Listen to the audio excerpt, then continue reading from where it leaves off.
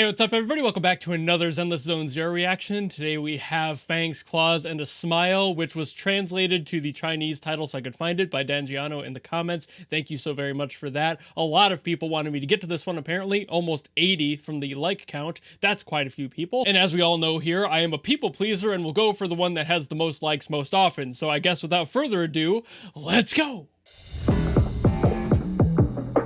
Ooh.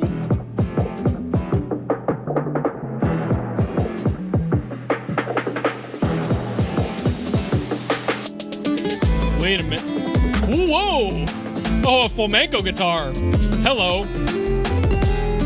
Woo!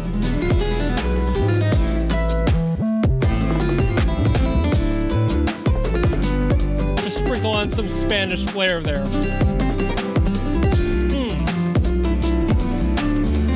I thought we were going more like a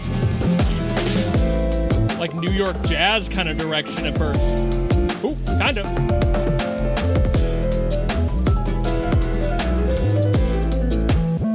Very freestyle on that piano. Maybe I wasn't entirely wrong.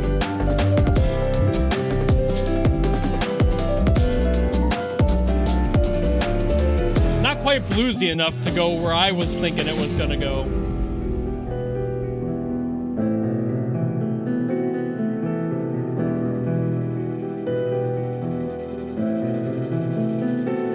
Yeah. It's a little bit more like tragic classical.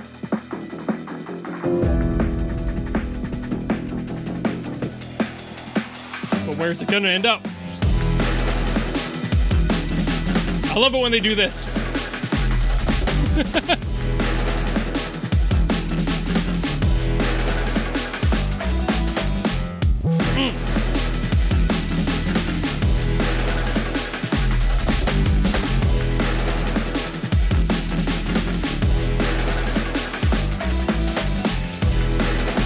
I love that they're keeping the guitar in there too, like it's still around.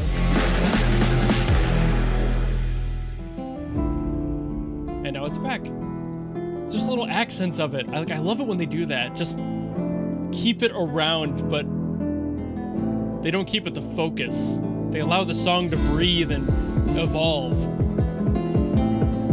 They do that so masterfully.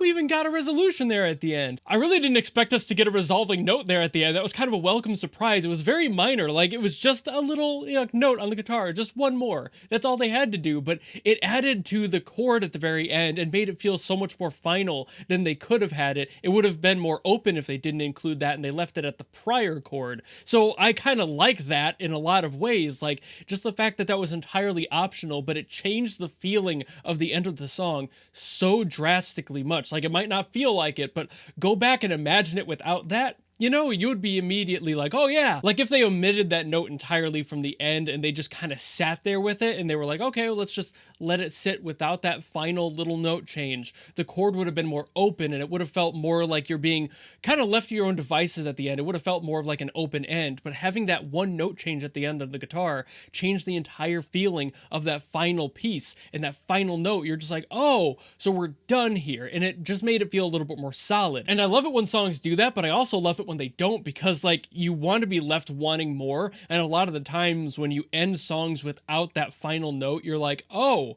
okay, where do I go from here? And it leaves that up to you. But when you do end it, you're like, oh, now I feel satisfied. And it's a completely different form of appreciation for me. I love both approaches, but you have to know when to use either or. And I'm not entirely sure why they chose here to use that final note to really end it out on like a very solid point. But I love that they did it because I just wasn't expecting it. It feels so much more solid that way. And I say this every single time, and I said it during the reaction too, but I love how they let songs breathe naturally through every single motion in these songs. Every single Zenless song has done this so far, where every piece seems like it's evolving naturally throughout. There's no real complications as it goes along. You kind of hear the emotional shift as things go. Like in this one, it had that emotional, energetic start with the flamenco guitar, and you're like, okay, so this is kind of like a beautiful scene they're setting. And then it got even more beautiful with that piano spot in the middle, and you're just like feeling it out. you're like, okay, this is a very like romanticized song, but it still has the energy of all the electronic drum stuff underneath,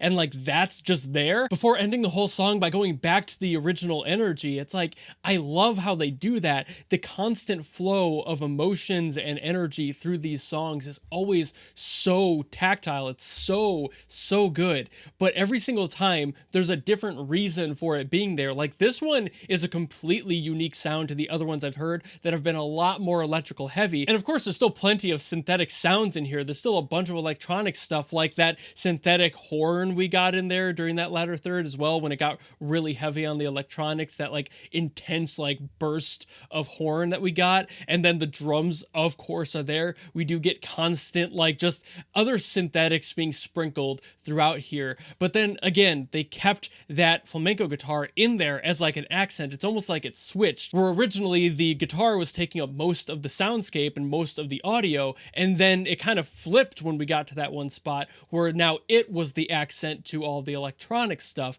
And I love that relationship. That balance is so hard to balance a lot of the time in songs and have it make sense, you know? And I think that's really what I do love about all of these songs, is they do that so well. But even in ones like this that have a completely opposite sound from those other ones, it allows itself to kind of do the same thing and follow that same language within. I assume that similar approach is probably because they have the same composers and producers tackling all these songs. So no matter what genres they decide to use or what influences they decide to go with, you're going to kind of get a similar approach to each one. And that's fine. By no means is that a bad thing. But if anything, I appreciate it more because they're able to take that and just malleate it like crazy. They're just shaping it like clay. No matter what genre they're starting with, they can do whatever they want with it. They're allowed to have that freedom, and they utilize that to an absolutely abused degree. Just like for the story of this one, how it starts so beautiful. You get that kind of tragic piano in the middle, the energy at the end. It's almost giving me this three-part structure to this story where like they're kind of starting with this like romanticized concept, this story that people are doing well in the scenario. The middle is where the tragedy happens. Somebody dies or something goes very wrong. And then the very energetic spot at the end where all the electronic stuff comes in is them fighting back because whatever happened was not supposed to happen, and they're fighting back against whoever caused it.